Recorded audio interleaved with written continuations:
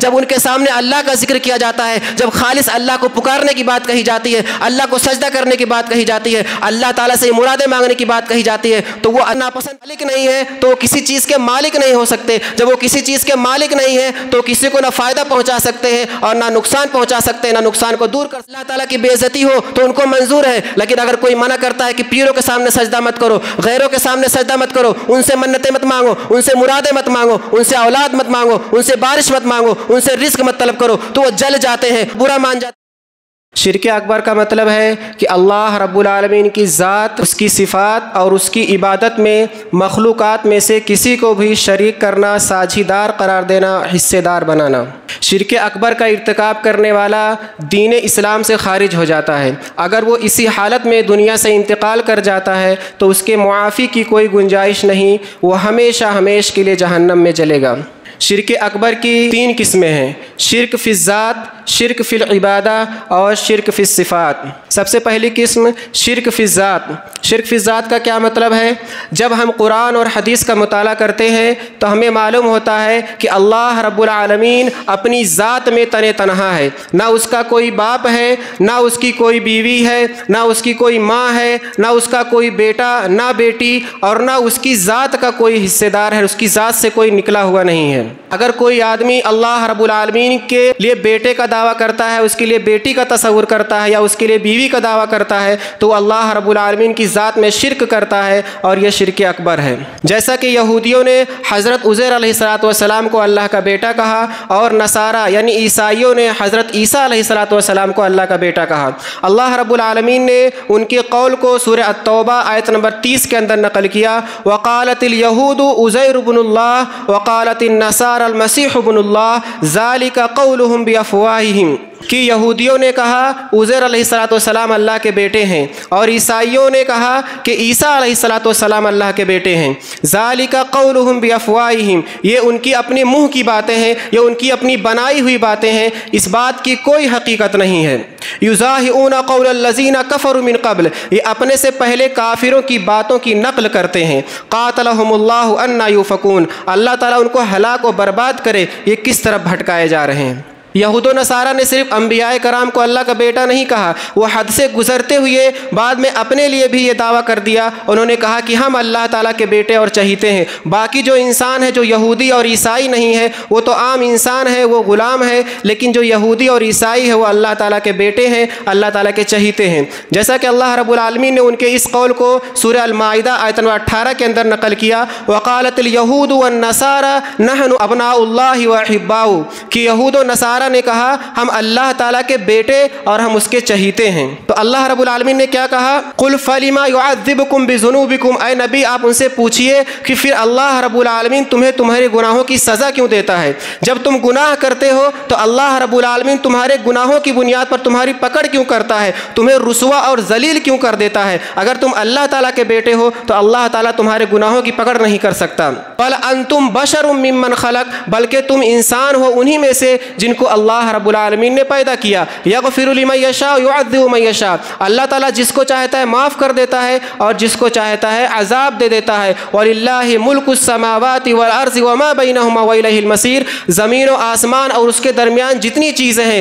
ساری چیزوں کی بادشاہت اور حکومت اور ملکیت صرف اور صرف اللہ رب العالمین کے لیے ہے، اور اسی کی طرف لوٹ کر کے جانا ہے۔ یہ تو یہود و نصارہ کی بات ہوئی۔ کفار مکہ بھی اللہ رب العالمین کی ذات میں شرک کیا، اور اللہ رب العالمین کے جو فرشتے ہیں ان کو اللہ تعالیٰ کی بیٹیاں قرار دیا۔ اللہ رب العالمین نے ان کے اس قول کو سورہ النحل کے اندر نقل کیا: وَيَجْعَلُونَ لِلَّهِ الْبَنَاتِ سُبْحَانَهُ وَلَهُم مَّا يَشْتَهُونَ، کہ وہ اللہ رب العالمین کے لیے بیٹیوں کا دعویٰ کرتے ہیں، وہ کہتے ہیں کہ اللہ رب العالمین کی بیٹیاں ہیں سبحانہ، حالانکہ اللہ رب العالمین اس چیز سے پاک ہے، وَلَهُم مَّا يَشْتَهُونَ، اور ان کے لیے وہ جس کی وہ خواہش کرتے ہیں۔ یعنی اپنے لیے تو کہتے ہیں کہ ہمارے بیٹا ہو، اپنے لیے بیٹا پسند کرتے ہیں، اور اللہ رب العالمین کے لیے دعویٰ کرتے ہیں کہ اللہ تعالیٰ کی کی بیٹیاں ہیں، جبکہ اللہ تعالیٰ بیٹا اور بیٹی دونوں سے پاک ہے۔ اسی طریقے سے سورہ الانعام آیت نمبر 100 اور 101 کے اندر اللہ تعالیٰ نے ارشاد فرمایا وَجَعَلُوا لِلَّهِ شُرَكَاءَ الْجِنِّ وَخَلَقَهُمْ کہ وہ لوگ جنوں کو اللہ رب العالمین کا شریک بناتے ہیں، جنوں کو اللہ رب العالمین کا ساجدار قرار دیتے ہیں،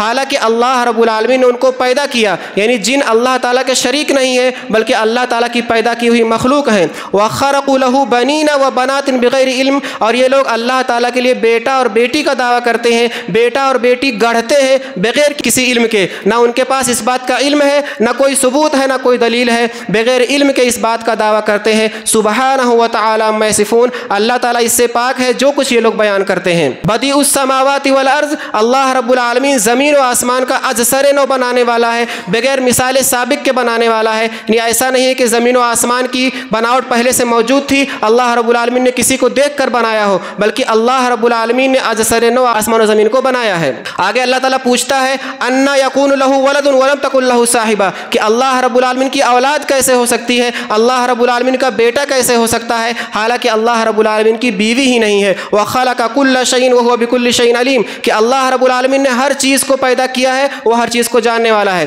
یعنی تمام لوگوں سے جو اللہ رب العالمین کا رشتہ ہے وہ خالق اور مخلوق کا ہے۔ سارے لوگ مخلوق ہیں، اللہ رب العالمین خالق ہے، سارے بندے ہیں، اللہ رب العالمین معبود ہے، بیٹے کا یا اس کی ذات کا کوئی رشتہ نہیں۔ اسی طریقے سے جب آج ہم مسلم معاشرے کا جائزہ لیتے ہیں تو معلوم ہوتا ہے کہ انہوں نے محمد صلی اللہ علیہ وسلم کو انسان نہ سمجھتے ہوئے اللہ رب العالمین کی ذات کا حصہ قرار دیا، اللہ رب العالمین کی نور کا ٹکڑا قرار دیا، اور اس طریقے سے وہ اللہ رب العالمین کی ذات میں شرک میں واقع ہو گئے۔ نور من نور اللہ کہہ کر اللہ رب العالمین کی ذات میں انہوں نے اللہ کے رسول صلی اللہ علیہ وسلم کو شریک کر دیا۔ اسی طریقے سے اور بہت سارے مسلمان ہیں جو یہ عقیدہ رکھتے ہیں کہ اللہ رب العالمین عرش پر نہیں موجود ہے، بلکہ ہر ذرے میں، ہر چیز میں، ہر شے میں اللہ تعالیٰ موجود ہے، جس کو وحدت الوجود کا عقیدہ کہتے ہیں کہ اللہ رب العالمین ہر چیز میں موجود ہے۔ اس عقیدے کے ذریعے وہ اللہ رب العالمین کے ذات میں شرک کرتے ہیں، جبکہ اللہ رب العالمین ان تمام چیزوں سے پاک ہے۔ اللہ رب العالمین نے سورہ الاخلاص کے اندر واضح طور سے بتا دیا کہ قل هو اللہ احد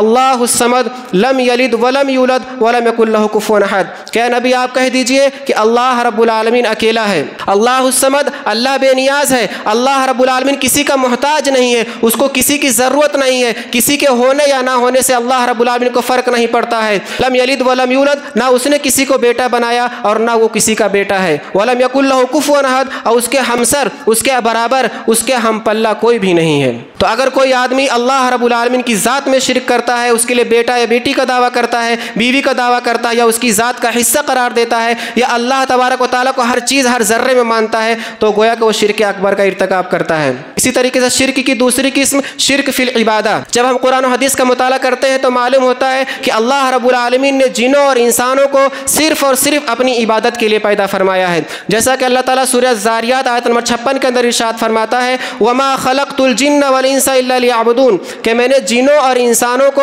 صرف اور صرف اپنی عبادت کے لیے پیدا کیا۔ جب لوگوں نے اللہ رب العالمین کی عبادت میں دوسروں کو شریک کرنا شروع کر دیا، دوسروں کی عبادت کرنا شروع کر دی، دوسروں سے دعائیں مانگنا شروع کر دی، تب اللہ رب العالمین نے اپنے انبیاء کرام کا سلسلہ جاری کیا اور ان کو بھیجا، ان کو یہی حکم دیا کہ جا کر کے سارے لوگوں کو بتائے کہ صرف اور صرف اللہ کی عبادت کرے، اور باقی جن کی بھی عبادت کی جاتی ہے ان سارے لوگوں کی عبادت کا انکار کر دے۔ اللہ تعالیٰ سورہ النحل آیت نمبر 36 کے اندر ارشاد فرماتا ہے وَلَقَدْ بَعَثْنَا فِي كُلِّ أُمَّةٍ رَسُولًا أَنِ اعْبُدُوا اللَّهَ وَاجْتَنِبُوا الطَّاغُوتَ کہ تحقیق کہ ہم نے ہر امت میں رسول کو بھیجا اور اس کو ہم نے یہ حکم دیا کہ جا کر لوگوں سے کہے أَنِ اعْبُدُوا اللَّهَ وَاجْتَنِبُوا الطَّاغُوتَ کہ تم لوگ صرف اور صرف ایک اللہ کی عبادت کرو اور طاغوت سے اجتناب کرو کہ اللہ کے علاوہ جس کی بھی عبادت کی جاتی ہے ان سارے لوگوں کا انکار کر دو۔ جب ہم مسلم معاشرے کا جائزہ لیتے ہیں تو معلوم ہوتا ہے کہ اللہ رب العالمین کی ذات میں شرک کرنے کے بعد انہوں نے اللہ رب العالمین کی عبادت میں شرک کیا، اللہ رب العالمین کی عبادت میں غیروں کو شریک کرتے ہیں، اللہ رب العالمین کے علاوہ دوسروں کی عبادتیں کرتے ہیں۔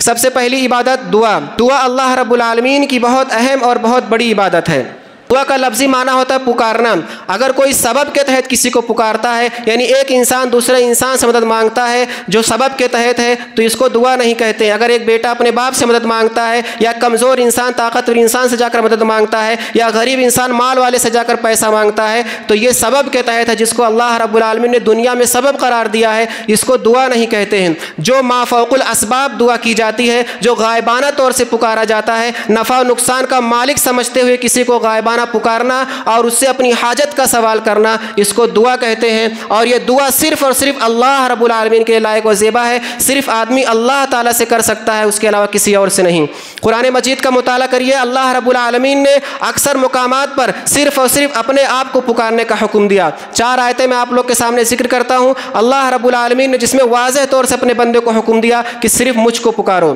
اللہ تبارک و تعالیٰ سورہ غافر آیت نمبر 14 کے اندر ارشاد فرماتا ہے فَادْعُوا اللَّهَ مُخْلِصِينَ لَهُ الدِّينَ وَلَوْ كَرِهَ الْكَافِرُونَ، کہ تم اللہ رب العالمین کو اس کے لیے دین کو خالص کرتے ہوئے پکارو، تابعداری فرما برداری کو اس کے لیے خالص کرتے ہوئے صرف اور صرف اسی کو پکارو، اگرچہ کافر لوگ اس بات کو ناپسند کرتے ہیں، اگرچہ کافروں کو یہ برا لگتا ہے کہ ڈائریکٹ اللہ کو کیوں پکارا جا رہا ہے، وہ چاہتے ہیں کہ اللہ تعالیٰ کے درمیان کسی کو سفارشی رکھ کر پکارا جائے، کسی کے ذریعے اللہ کو پکارا جائے، ان کو برا لگتا ہے، ان کو برا لگتا ہے تو لگے، لیکن تم صرف اور صرف اللہ رب العالمین کو پکارو۔ اسی طریقے سے اسی صورت کے اندر اللہ رب العالمین ارشاد فرماتا ہے وقال ربکم ادعونی استجب لکم، کہ تمہارے رب نے کہا کہ تم صرف مجھ سے دعا کرو، میں تمہاری دعا کا جواب دوں گا، تم مجھ سے مانگو میں تمہاری دعا کو قبول کروں گا۔ اور آگے کیا کہا اللہ تعالیٰ نے ان الذین یستکبرون عن عبادتی، جو لوگ میری عبادت سے اعراض کرتے ہیں، تکبر کرتے ہیں، سیدخلون جہنم داخرین، ان قریب وہ جہنم میں رسوا ہو کر کے داخل ہو جائیں گے۔ پہلے اللہ تعالیٰ نے کہا کہ مجھ سے دعا کرو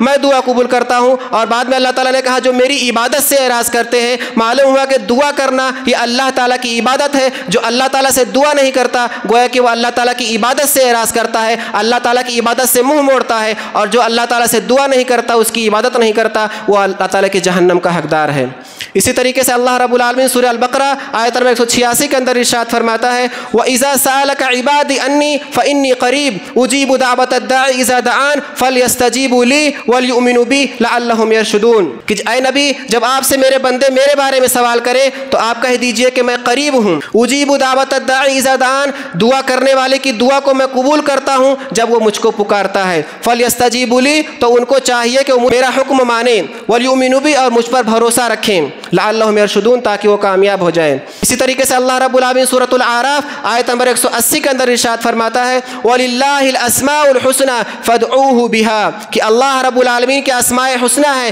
اس کے پیارے پیارے نام ہیں، تم اس کو اس کے ناموں کے ذریعے پکارو۔ تو ان چاروں آیتوں سے معلوم ہوا کہ اللہ رب العالمین نے خالص اپنے آپ کو پکارنے کا حکم دیا۔ اللہ تعالیٰ نے ایسا حکم کیوں دیا؟ کیونکہ دعا کرنا اور پکارنا صرف اور صرف اسی کا حق ہے، کیونکہ اللہ رب العالمین کے علاوہ کوئی دعا کا جواب نہیں دے سکتا، کیونکہ اللہ رب العالمین کے علاوہ دعا کو کوئی قبول نہیں کر سکتا۔ اللہ تعالیٰ سورہ الرعد آیت نمبر 14 کے اندر ارشاد فرماتا ہے لہو دعوت الحق، کہ پکارنا صرف اور صرف اسی کا حق ہے۔ اللہ رب العالمین کی ذات ہی وہ ذات ہے جس کو پکارا جا سکتا ہے، اس کے علاوہ کسی کو پکارا نہیں جا سکتا۔ کیوں؟ اللہ تعالیٰ نے فرمایا والذین یدعون من دونہ لا یستجیبون لہم بشیء، اللہ تعالیٰ کے علاوہ وہ جس کو بھی پکارتے ہیں وہ کسی چیز کا جواب نہیں دے سکتے، وہ قبول نہیں کر سکتے ہیں۔ مگر کیسے؟ اللہ تعالیٰ نے ایک مثال دیا الا کباسط کفیہ الی الماء لیبلغ فاہ وما هو ببالغ، مگر اس شخص کی طرح جو اپنے ہتھیلی کو پانی کی طرف پھیلا کر کھڑا ہو، لیبلغ فاہ، تاکہ پانی اس کے منہ تک آ کر پہنچ جائے، وما هو ببالغ،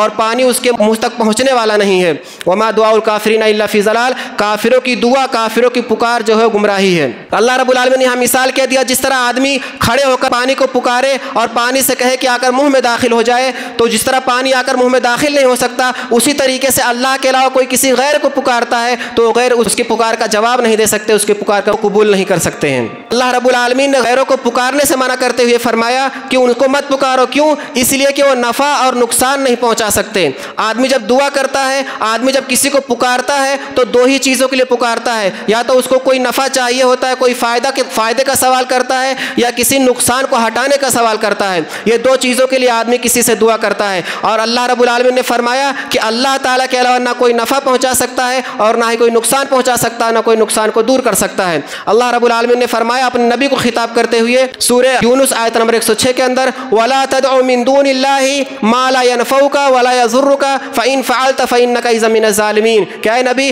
آپ اللہ تعالیٰ کے علاوہ ان لوگوں کو مت پکاریے کہ جو نہ آپ کو نفع پہنچا سکتے ہیں اور نہ ہی آپ کو نقصان پہنچا سکتے ہیں۔ فَإِن فَعَلْتَ فَإِنَّكَ إِذًا مِنَ الظَّالِمِينَ، اگر آپ ایسا کرتے ہیں تو آپ ظالموں میں سے ہو جائیں گے۔ وہ نفع نقصان کیوں نہیں پہنچا سکتے؟ کیونکہ وہ کسی چیز کے مالک نہیں ہے۔ جب آدمی کسی چیز کا مالک ہوتا ہے تبھی کوئی کسی کو فائدہ پہنچا سکتا ہے۔ جس چیز کو اس سے مانگا جا رہا ہے اگر اس چیز کا وہ مالک ہے تب وہ دوسرے کو دے سکتا ہے، اگر اس چیز کا مالک ہی نہیں ہے تو اس کو دے کیسے سکتا ہے؟ تو اللہ رب العالمین نے سورہ فاطر آیت نمبر 13 کے اندر فرمایا والذین تدعون من دونہ ما یملکون من قطمیر، کہ اللہ تعالیٰ کے علاوہ تم جن کو بھی پکارتے ہو وہ کھجور کی گٹھلی پر جو باریک سی جھلی ہے اس کے بھی مالک نہیں ہے۔ تو جب وہ مالک نہیں ہے تو تم کو فائدہ نہیں پہنچا سکتے، اور جب فائدہ نہیں پہنچا سکتے تو ان کو پکارا نہیں جا سکتا۔ اور وہ مالک کیوں نہیں ہے؟ اللہ رب العالمین نے فرمایا مالک وہ ہوتا ہے جو خالق ہو، جس نے کسی چیز کو بنایا ہو۔ جب اللہ کے علاوہ کسی نے کسی چیز کو بنایا نہیں، خالق صرف اور صرف اللہ رب العالمین ہے، تو مالک بھی صرف اور صرف اللہ رب العالمین ہوگا۔ اللہ تعالیٰ سورہ النحل آیت نمبر 20 اور 21 کے اندر ارشاد فرماتا ہے والذین یدعون من دون اللہ لا یخلقون شیئا وهم یخلقون اموات غیر احیاء وما یشعرون ایان یبعثون، کہ وہ لوگ اللہ تعالیٰ کے علاوہ جن کو پکارتے ہیں انہوں نے کسی چیز کو نہیں پیدا کیا بلکہ وہ خود پیدا کیے گئے ہیں، وہ مردے ہیں، وہ زندہ نہیں ہے، اور ان کو خود پتہ نہیں کہ ان کو کب اٹھایا جائے گا۔ تو معلوم ہوا کہ جب وہ خالق نہیں ہے تو وہ کسی چیز کے مالک نہیں ہو سکتے، جب وہ کسی چیز کے مالک نہیں ہے تو کسی کو نہ فائدہ پہنچا سکتے ہیں اور نہ نقصان پہنچا سکتے ہیں، نہ نقصان کو دور کر سکتے ہیں۔ جب نہ فائدہ پہنچا سکتے ہیں، نہ نقصان پہنچا سکتے ہیں، نہ نقصان کو دور کر سکتے ہیں تو ان کو پکارا نہیں جا سکتا۔ جب ان کو پکارنا نہیں ہے تو صرف اور صرف اللہ رب العالمین کو پکارنا ہے جو کہ خالص اس کی عبادت ہے۔ اگر کوئی اللہ تعالیٰ کو چھوڑ کر غیروں کو پکارتا ہے تو اس کے ساتھ شرک کرتا ہے جو کہ شرک اکبر ہے۔ اسی طریقے سے دوسری عبادت ایک ہے نظر و نیاز۔ نظر و نیاز اور منت، اس کا مطلب ہے آدمی ایسا کہے کہ اگر میرا فلاں کام پورا ہو گیا تو میں اللہ تعالیٰ کے لیے فلاں کام کروں گا۔ جیسے آدمی نظر مانے کہ میں سفر پہ جا رہا ہوں، اگر میں سفر سے صحیح سالم واپس آ گیا تو واپس آنے کے بعد میں غریبوں کو کھانا کھلاؤں گا یا اللہ تعالیٰ کی راہ میں صدقہ و خیرات کروں گا۔ اس طریقے کا جو یہ نظر و نیاز اور منت ماننا یہ عبادت ہے، یہ غیروں کو خوش کرنے کے لیے غیروں کے نام سے نہیں مانی جا سکتی ہے۔ اگر کوئی آدمی نظر و نیاز یا منت غیروں کے لیے مانتا ہے تو وہ اللہ رب العالمین کی اس عبادت میں شرک کرتا ہے، اس لیے کہ نظر ماننا یہ عبادت ہے اور یہ نیکی ہے۔ اللہ رب العالمین نے نیک لوگوں کا تذکرہ کرتے ہوئے سورہ الانسان آیت نمبر 7 کے اندر ارشاد فرمایا یوفون بالنذر ویخافون یوما کان شرہ مستطیرا، کہ وہ لوگ اپنی نظروں کو پوری کرتے ہیں اور اس دن سے ڈرتے ہیں جس کا شر پھیلا ہوا ہوگا۔ یعنی یہ نیک لوگوں کا تذکرہ، اور نیک لوگ جب نظر مانتے ہیں تو اپنی نظروں کو پوری کرتے ہیں، اور نیکی صرف اور صرف اللہ رب العالمین کے لیے کی جا سکتی ہے۔ اسی طریقے سے سورۃ الحج آیت نمبر 29 کے اندر اللہ تعالیٰ ارشاد فرماتا ہے ثم لیقضوا تفثهم ولیوفوا نذورهم، جب حاجی مینا کے میدان میں جب قربانی کر لیتا ہے تب اللہ تعالیٰ نے یہ حکم دیا کہ قربانی کرنے کے بعد وہ اپنے میل کچیل کو صاف کرے، یعنی بال کٹوائے یا بال کو چھلا لے اور اپنے ناخن وغیرہ کو صاف کر لے،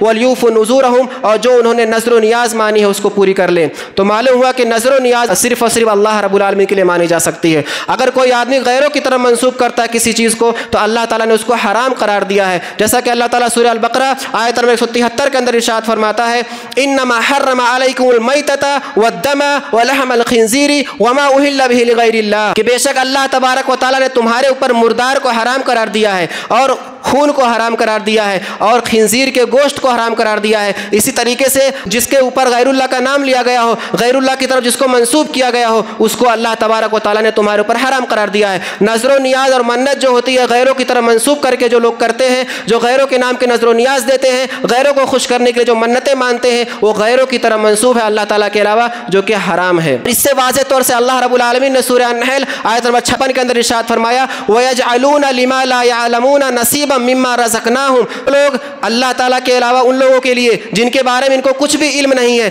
حصہ مقرر کرتے ہیں اس میں سے جو ہم نے ان کو رزق دیا ہے، یعنی جو ہم نے ان کو رزق دیا ہے اس کو وہ غیروں کی طرف منسوب کر کے ان کے لیے صدقہ و خیرات کرتے ہیں، ان کے لیے نظر و نیاز مان کے اس کو پوری کرتے ہیں، ان کے لیے قربانیاں کرتے ہیں۔ تاللہ لتسألن عما کنتم تفترون، اللہ تعالیٰ اپنی خود کی قسم کھا کے فرما رہا ہے کہ اللہ تعالیٰ کی قسم جو کچھ تم گڑھ رہے ہو، جو تم اپنی طرف سے بنا بنا کے کام کر رہے ہو، ان قریب اس کے بارے میں تم سے سوال کیا جائے گا۔ ان دلیلوں سے معلوم ہوا کہ نظر و نیاز بھی اللہ رب العالمین کے علاوہ کسی کے لیے نہیں کی جا سکتی۔ اسی طریقے سے ایک عبادت سجدہ، رکوع اور قیام کرنا، جس طریقے سے آدمی نماز میں خشوع اور خضوع کے ساتھ کھڑے ہوتا ہے اللہ تعالیٰ کے سامنے، جس طریقے سے نماز میں اللہ رب العالمین کے سامنے سجدہ کرتا ہے اور رکوع کرتا ہے، اگر غیروں کے سامنے جا کر کے ویسے خشوع اور خضوع کے ساتھ کھڑا ہوتا ہے، اسی ذلت و انکساری کے ساتھ جا کر کھڑا ہوتا ہے اور اسی طریقے سے جا کر اس کے سامنے سجدہ کرتا ہے، رکوع کرتا ہے، تو گویا کہ وہ اللہ رب العالمین کی عبادت میں شرک کرتا ہے۔ اللہ رب العالمین سورہ فصلت सूरत आयत नंबर 37 के अंदर इरशाद फरमाता है वमिन आयातिहि अल-लैलु वन-नहारु वश-शम्सु वल-क़मर ला तस्जुदू लिश-शम्सि वला लिल-क़मरि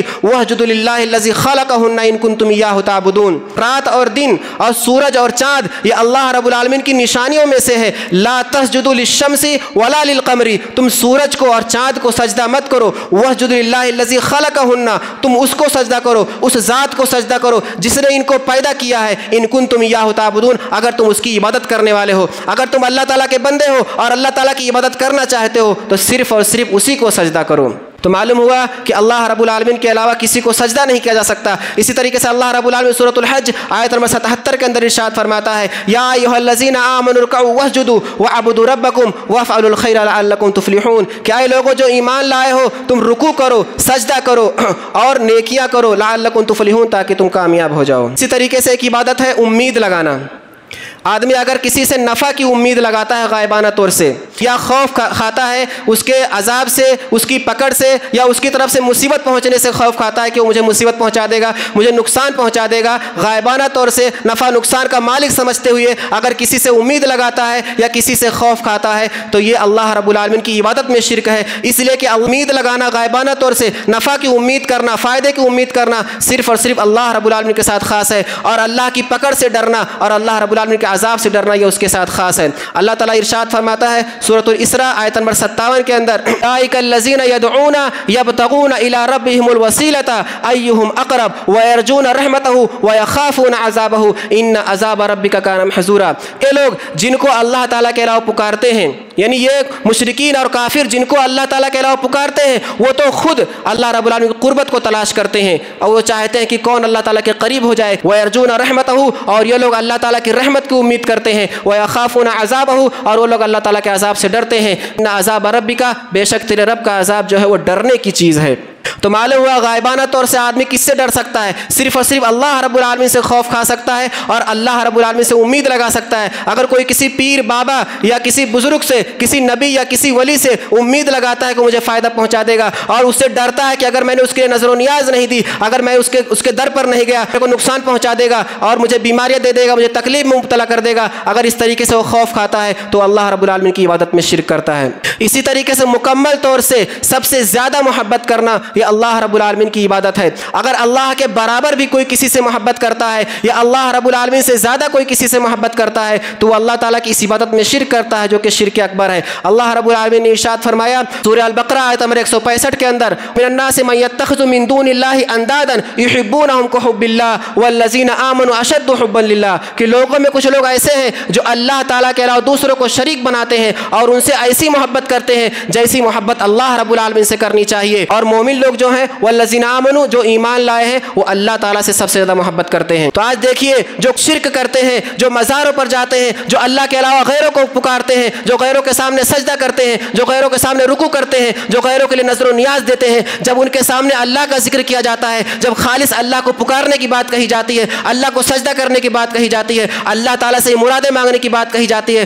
तो वो नापसंद करते हैं, उनको बहुत ही बुरा लगता है। गोया कि अल्लाह ताला की बेइज्जती हो तो उनको मंजूर है, लेकिन अगर कोई मना करता है कि पीरों के सामने सजदा मत करो, गैरों के सामने सजदा मत करो, उनसे मन्नतें मत मांगो, उनसे मुरादें मत मांगो, उनसे औलाद मत मांगो, उनसे बारिश मत मांगो, उनसे रिस्क मत तलब करो, तो वो जल जाते हैं, बुरा मान जाते हैं और ऐसा कहने वालों को गुस्ताख कहते हैं, उनको गालियां देते हैं, उनसे रिश्ते तोड़ लेते हैं। यानी वो गैरों को अल्लाह से ज़्यादा मोहब्बत करते हैं, गैरों को अल्लाह से ज़्यादा पसंद करते हैं। गैरों की मोहब्बत उनके दिलों में इस कदर बैठी हुई है कि अल्लाह की बुराई हो जाए उनको मंजूर है, लेकिन पीर और बाबा की बुराई हो उनको यह मंजूर नहीं होता है, वो तकलीफ से जल जाते हैं। और ऐसे लोगों को जो पीर और बाबा की इबादत से रोकते हैं उनको दुश्मन, काफिर और गुस्ताख करार दे देते हैं। ये मोहब्बत है दिल में जो अल्लाह ताला से ज़्यादा उनके दिलों में बैठी हुई है और ये अल्लाह ताला की इबादत में शिरक है। इसी तरीके से इबादत है भरोसा करना, तवक्कुल करना। अल्लाह रब्बुल आलमीन गायबाना तौर से नफ़ा नुकसान का मालिक समझते हुए अगर कोई किसी पर भरोसा कर सकता है तो सिर्फ़ और सिर्फ अल्लाह रब्बुल आलमीन की ज़ात है। अगर अल्लाह को छोड़कर कोई किसी पीर बाबा बुजुर्ग या वली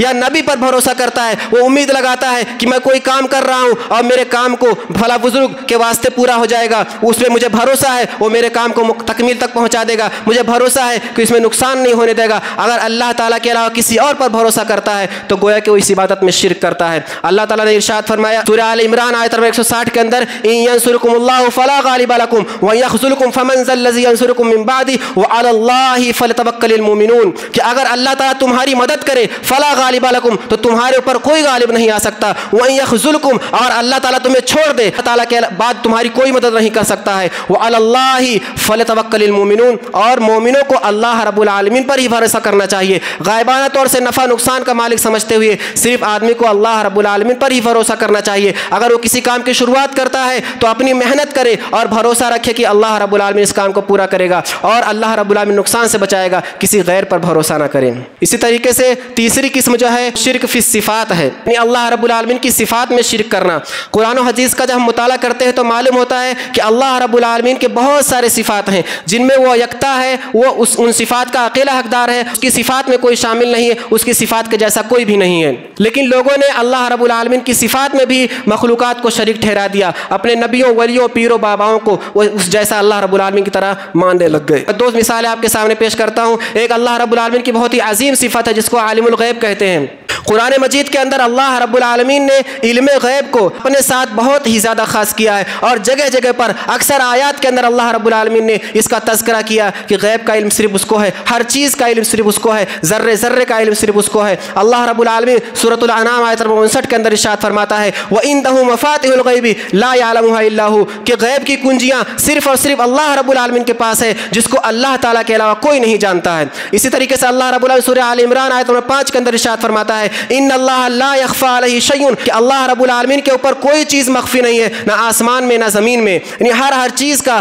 ہر ذرے کا اگر علم ہے تو صرف اور صرف اللہ رب العالمین کو ہے۔ اور اس طریقے کے علم کی نفی اللہ رب العالمین نے سارے مخلوقات سے کی ہے۔ اللہ تعالیٰ آیت الکرسی کے اندر ارشاد فرماتا ہے وَلَا يُحِيطُونَ بِشَيْءٍ مِّنْ عِلْمِهِ إِلَّا بِمَا شَاءَ، کہ وہ لوگ یعنی مخلوقات اللہ رب العالمین کے علم کا احاطہ نہیں کر سکتے ہیں مگر اتنا ہی جتنا اللہ تعالیٰ چاہے، یعنی جو علم اللہ تعالیٰ نے مخلوقات کو دیا ہے وہ بہت تھوڑا ہے اور اللہ تعالیٰ کے علم کا احاطہ نہیں کر سکتے ہیں۔ اسی طریقے سے اللہ رب العالمین سورۃ النحل آیت نمبر 65 کے اندر ارشاد فرماتا ہے قُلْ لَا يَعْلَمُ مَنْ فِي السَّمَاوَاتِ وَالْأَرْضِ الْغَيْبَ إِلَّا اللَّهُ وَمَا يَشْعُرُونَ أَيَّانَ يُبْعَثُونَ، اے نبی آپ کہہ دیجئے کہ آسمان اور زمین میں غیب کو جاننے والا اللہ تعالیٰ کے علاوہ کوئی بھی نہیں ہے، وَمَا يَشْعُرُونَ أَيَّانَ يُبْعَثُونَ، اور ان کو تو یہ بھی نہیں پتا ہے کہ ان کو کب اٹھایا جائے گا۔ اسی طریقے سے دوسری صفت جو ہے وہ مختار کل ہے، آدمی جب گس کی عبادت کرتا ہے تو یہی دونوں صفات میں سب سے اہم شریک کرتا ہے، یا تو اس کو عالم الغیب سمجھتا ہے کیونکہ جب اس کو پکارتا ہے تو اس کا یہ عقیدہ ہوتا ہے کہ وہ میرے حالات سے باخبر ہے، اس کو ہر چیز کا علم ہے۔ اسی طریقے سے وہ مختار کل ہے، یعنی وہ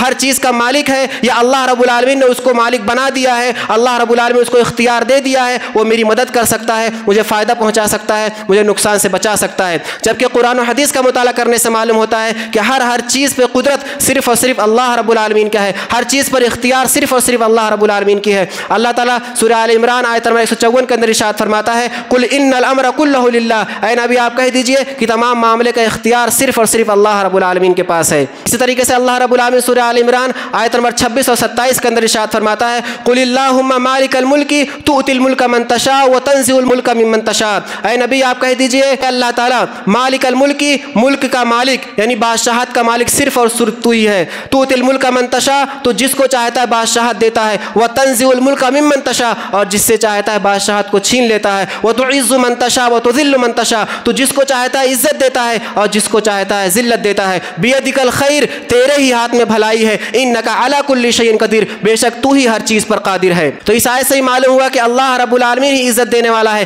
اللہ رب العالمین ہی ذلت دینے والا ہے، اللہ رب العالمین ہی ہر چیز پر قادر ہے۔ اسی طریقے سے اللہ رب العالمین سورۃ الفرقان آیت نمبر 1 سے 3 کے اندر ارشاد فرماتا ہے تبارک الذی نزل الفرقان علی عبدہ لیکون للعالمین نذیرا، وہ ذات بابرکت ہے جس نے اپنے بندے پر قرآن کو نازل کیا، لیکون للعالمین نذیرا، تاکہ یہ قرآن سارے عالم کے لیے ڈرانے والا ہو جائے، الذی لہ ملک السماوات والارض، جس کے لیے آسمان اور زمین کی بادشاہت ہے، ولم یتخذ ولدا، اس نے کسی کو اپنا بیٹا نہیں بنایا، ولم یکن لہ شریک فی الملک، اور ملک میں بادشاہت میں کائنات میں اس کا کوئی شریک نہیں ہے، وخلق کل شیء، اور اس نے ہر چیز کو پیدا کیا، فقدرہ تقدیرا، اور اس نے ہر چیز کا اندازہ لگایا، والذین اتخذوا من دونہ آلہۃ، جو اللہ کے علاوہ دوسروں کو معبود بناتے ہیں۔ لا یخلقون شیئا، انہوں نے کسی چیز کو نہیں پیدا کیا ہے۔ ولا یملکون لانفسہم ضرا ولا نفعا، اور وہ لوگ اپنے آپ کے لیے نہ تو نقصان کے مالک ہیں اور نہ ہی تو نفع کے مالک ہیں۔ لا یملکون موتا ولا حیاتا ولا نشورا، اور نہ وہ موت کے مالک ہیں، نہ زندگی کے مالک ہیں، اور نہ ہی دوبارہ اٹھائے جانے کے مالک ہیں۔